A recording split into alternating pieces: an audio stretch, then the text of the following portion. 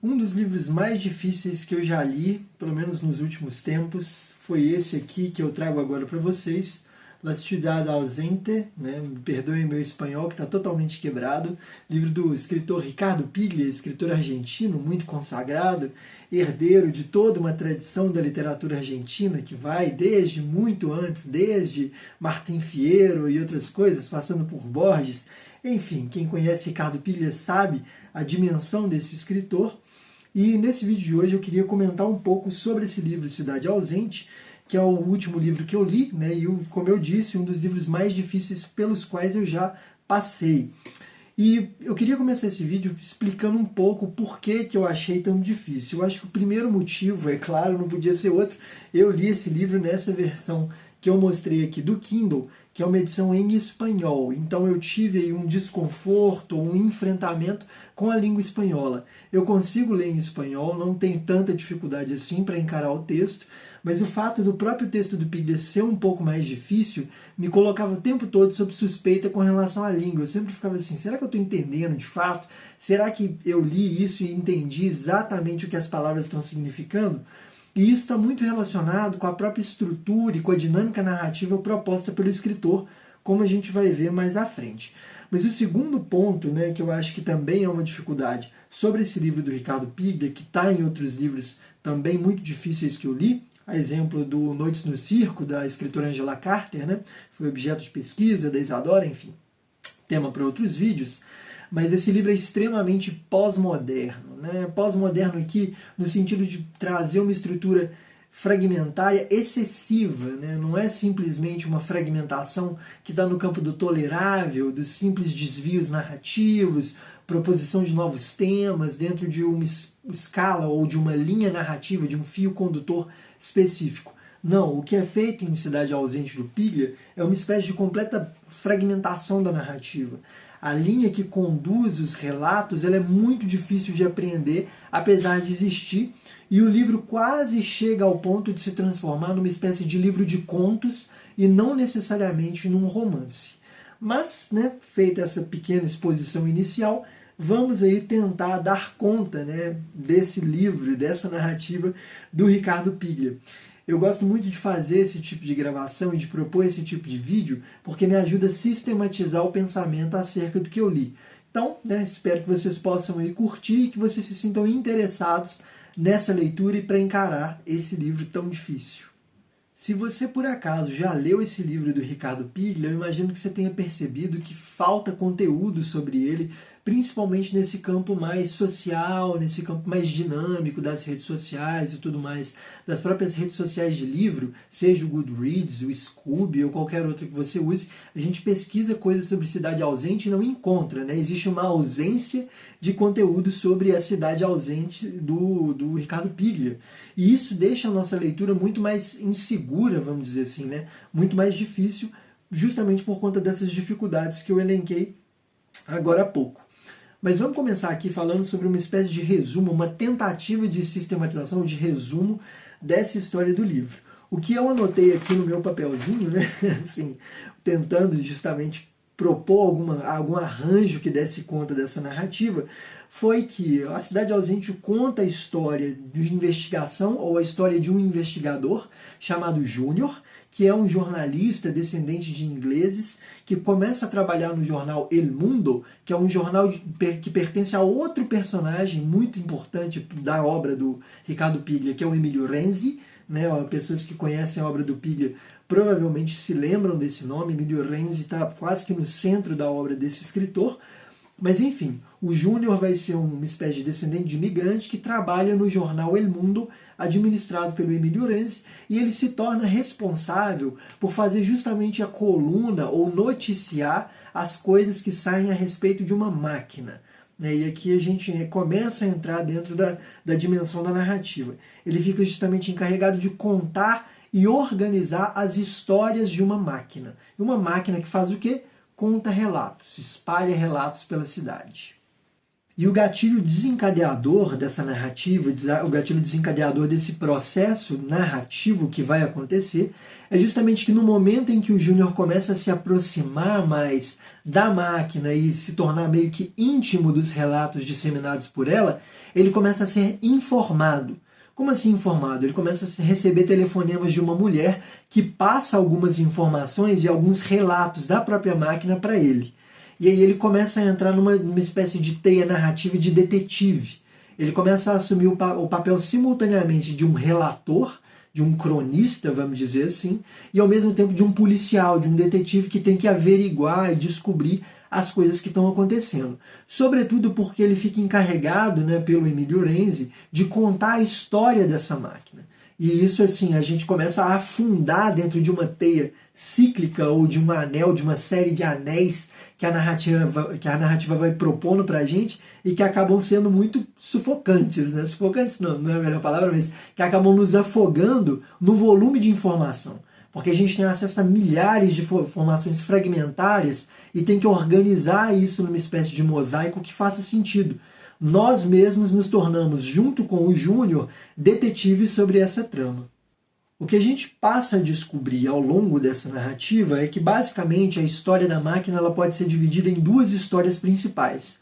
Uma história que seria uma espécie de história de amor, ou história de um relacionamento amoroso, entre um escritor argentino, que é o escritor Macedônio, importantíssimo também para a literatura e para a tradição da literatura argentina, e o Macedônio vai perder a sua esposa, e diante dessa perda, sem conseguir elaborar a perda da esposa, ele vai se juntar com vários engenheiros técnicos e tal, ou se juntar com um engenheiro apenas, isso não fica tão claro no texto, para desenvolver uma máquina que seja capaz de apreender o espírito da sua esposa, ou seja, de trazer Helena, que é o nome dessa esposa, de volta à vida. Essa seria a primeira narrativa. A segunda narrativa a qual a gente tem acesso, também ligada à máquina, é de que uma vez ressuscitada, entre aspas, Helena máquina, ela vai se converter numa espécie de memória coletiva da Argentina, né? Não da Argentina porque, se bem que sim, da Argentina porque a história se passa em Buenos Aires, mas enfim, uma Buenos Aires distópica, etc. A esposa máquina vai se converter numa máquina de relatos dessa memória coletiva.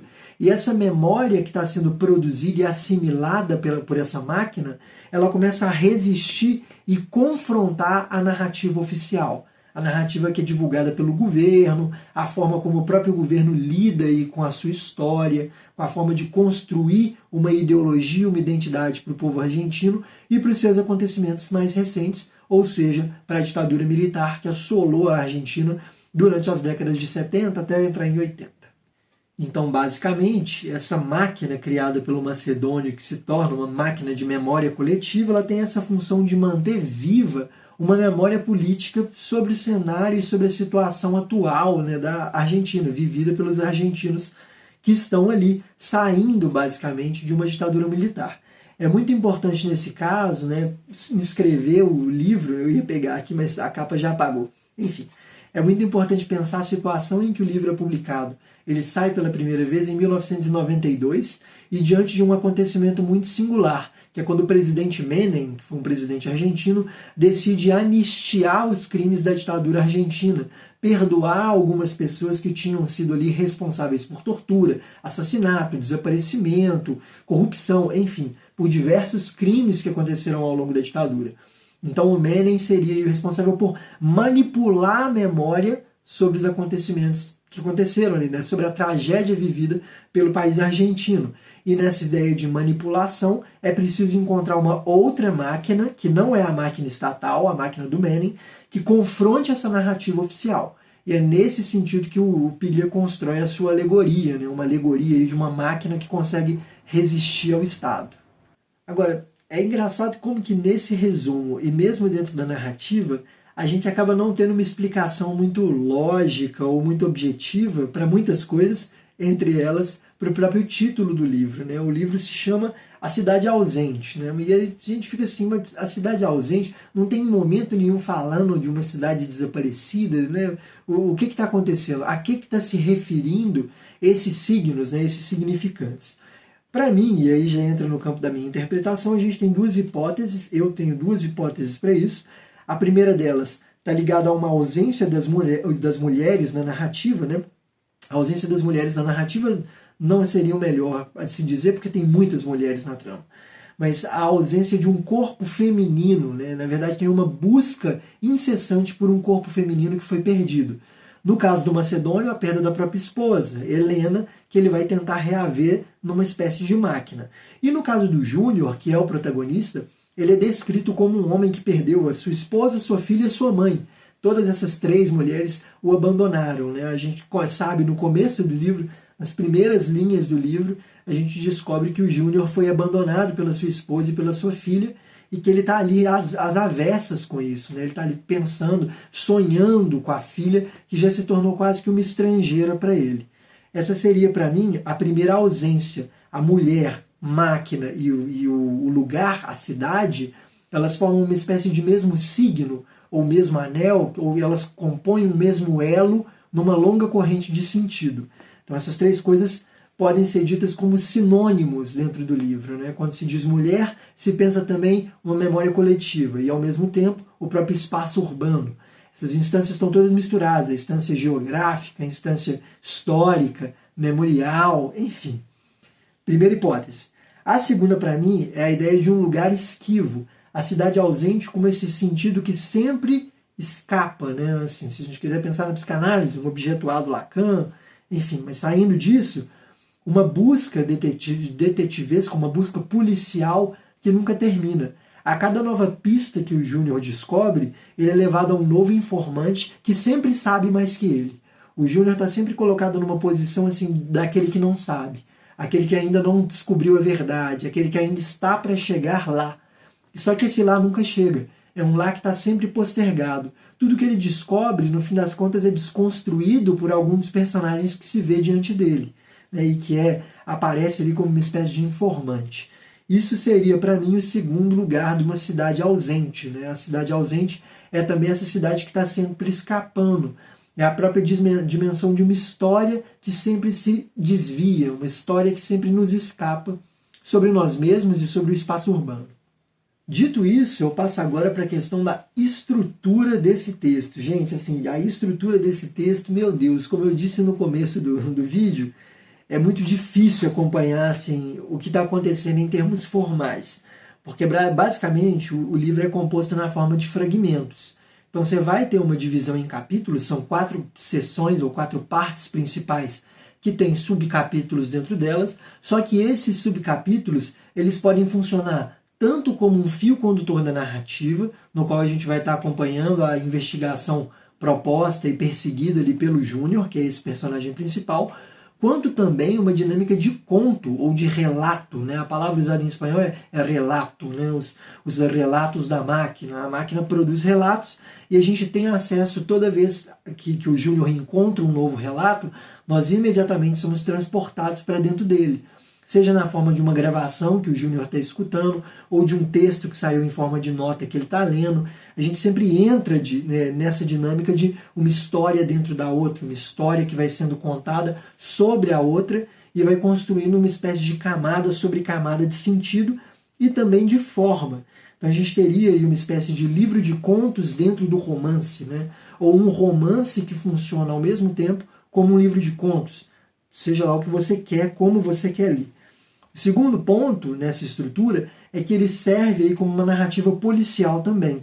Ele segue assim, as dinâmicas sempre de colocar momentos de tensão, momentos de suspense, aquilo que um personagem diz e que parece ser uma pista que se conecta com o que outro personagem disse lá atrás.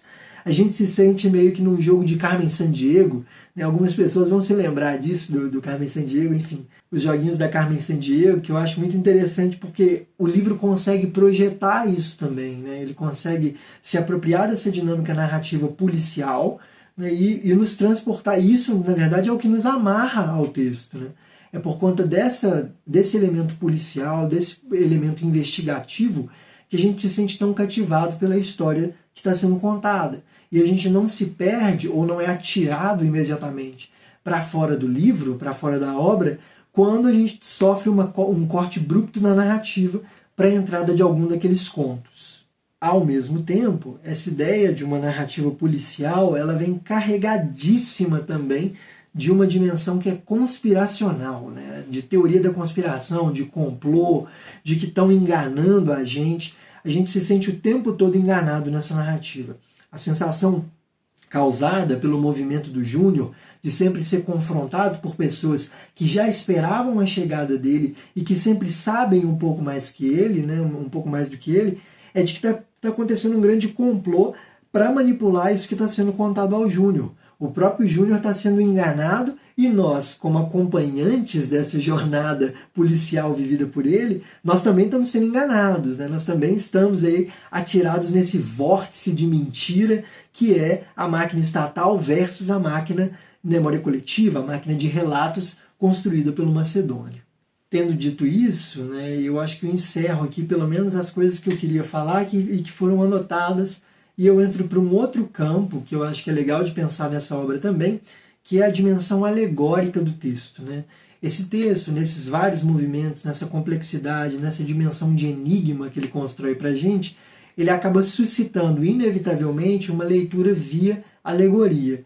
E é claro que eu não estou falando isso no escuro, né, vamos dizer assim, porque existe um autor, o Idelber Avelar, pesquisador de literatura, etc., professor nos Estados Unidos, que faz uma leitura da obra do Piglia nessa chave da alegoria e funciona muito bem para pensar a cidade ausente.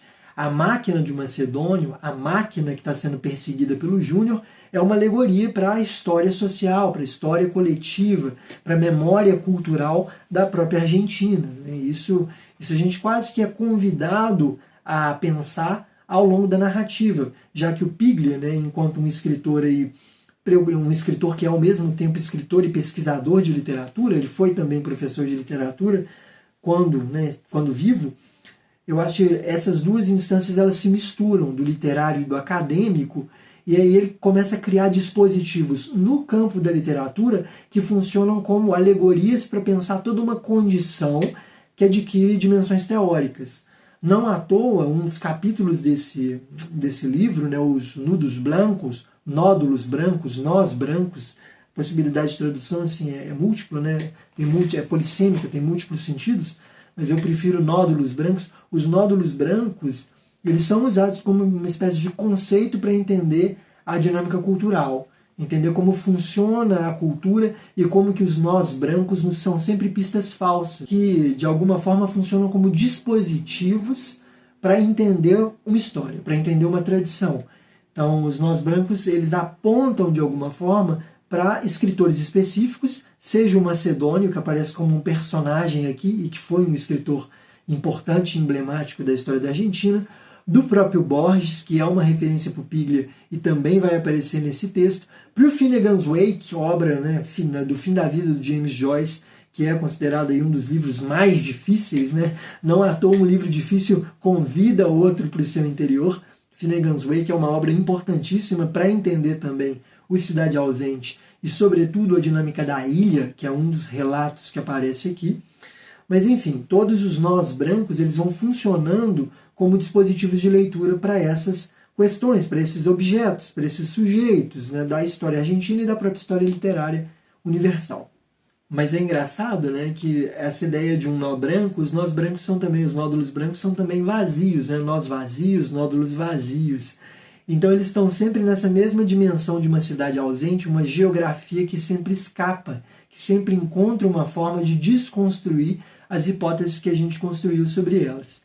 Tanto que nas conversas que eu estava tendo com a Isadora, né, enquanto eu estava lendo, eu estava discutindo o texto com ela e tal, ela apresentava uma leitura e eu apresentava outra. Eu falava, a máquina, que é um nó branco, ela é a linguagem, e a Isadora, não, ela é a literatura, né? E essas duas coisas se sustentam no campo da leitura do texto.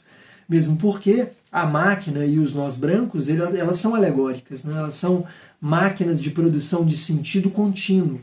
A própria máquina se faz em realidade, se faz enquanto realização, quando a gente está conversando e discutindo sobre o seu próprio sentido. O que é essa máquina? Que é ao mesmo tempo uma mulher, uma cidade, um item, né, um artefato que está dentro de um museu, dentro dessa narrativa, e que ao mesmo tempo é uma espécie de dimensão coletiva que não pode ser desligada.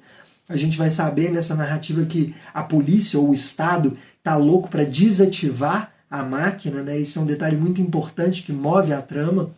Então, assim, o que é essa máquina, afinal de contas, né? Qual que é o sentido que pode ser estabelecido para esse objeto? Será que é possível estabelecer? Quanto a isso, eu queria até contar uma espécie de anedota que aconteceu comigo, porque durante a leitura do livro eu estava achando tudo muito difícil, né? Eu estava realmente com muita dificuldade de entender o que estava se passando ali em termos de história, em termos de narrativa. E aí o que eu fiz? Liguei meu computador, abri o ChatGPT e fui perguntar para o ChatGPT o que ele pensava e como que ele sistematizaria esse livro do Ricardo Piglia.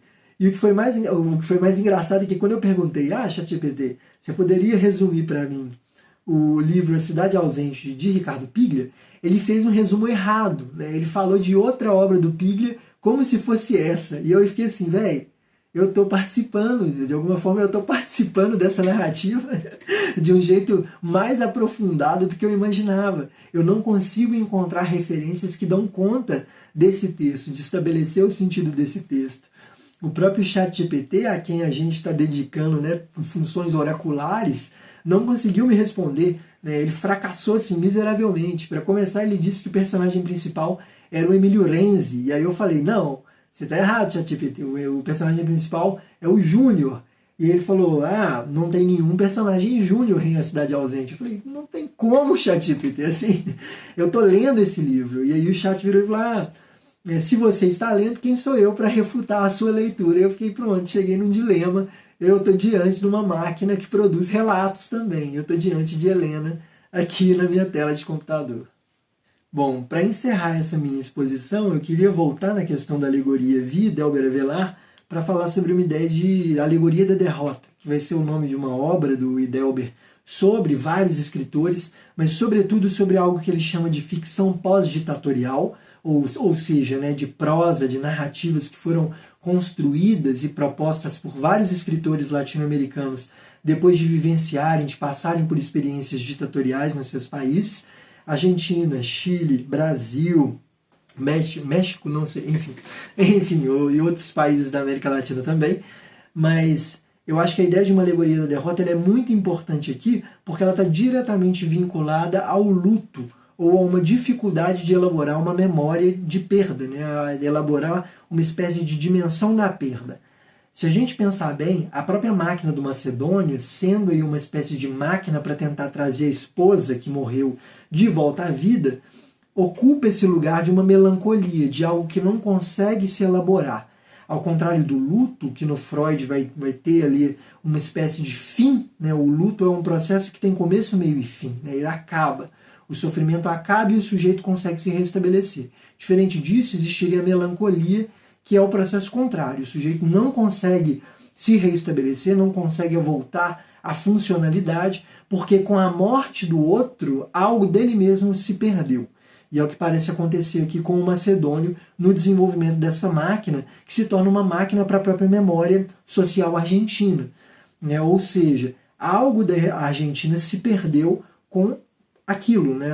As mortes, a tortura, o processo violento implicado pela ditadura e que afetou diretamente a memória argentina, isso se torna um sintoma que não encontra elaboração. Eu acho que essa chave de leitura é muito interessante para pensar o livro, apesar de o livro seguir, né, nessa dimensão meio porosa, sem sentidos muito estabelecidos, e levar a gente para infinitas, né, possibilidades de interpretação. A gente acaba se perdendo muito ali com a abertura de sentido proporcionada pelo Ricardo Piglia nesse romance. Mas, enfim, com isso, né, eu gostaria aí de encerrar, né, essa exposição batendo na tecla da alegoria da derrota. Inclusive, se você tiver a oportunidade, ler esses dois livros simultaneamente. Pegar talvez a alegoria da derrota para ler antes, pelo menos a introdução do livro do Idelber Avelar, e depois caminhar e seguir na direção do Cidade Ausente, do Ricardo Piglia. Com isso eu encerro esse vídeo, pessoal. Agradeço demais por você ter tido a paciência de ver essa exposição que foi um tanto quanto caótica, né? No meio das falas. Eu estava lendo aqui o meu resumo e tentando entender se ele fazia sentido ou se não, se ia ficar claro nesse vídeo. Eu espero que tenha ficado pelo menos um pouco claro e que esse livro, que é basicamente uma ficção científica e ao mesmo tempo uma ficção histórica, né? Que ele tenha despertado o seu interesse para você conhecer um pouco mais, tanto dessa narrativa como também da literatura argentina. Acaba que os romances do Ricardo Piglia, eles são muito difíceis de entrar, também porque eles exigem da gente um conhecimento histórico sobre a Argentina, esse país que é nosso vizinho, ao mesmo tempo tão próximo e tão distante, que faz com que as obras dele sejam enigmáticas demais. Se você não estuda a história argentina, você acaba perdendo muitas das coisas que ele está elucidando e interpretando aqui via uma literatura e teoria simultaneamente. Com isso eu encerro esse vídeo, agradeço mais uma vez por você ter assistido, abraços e até a próxima.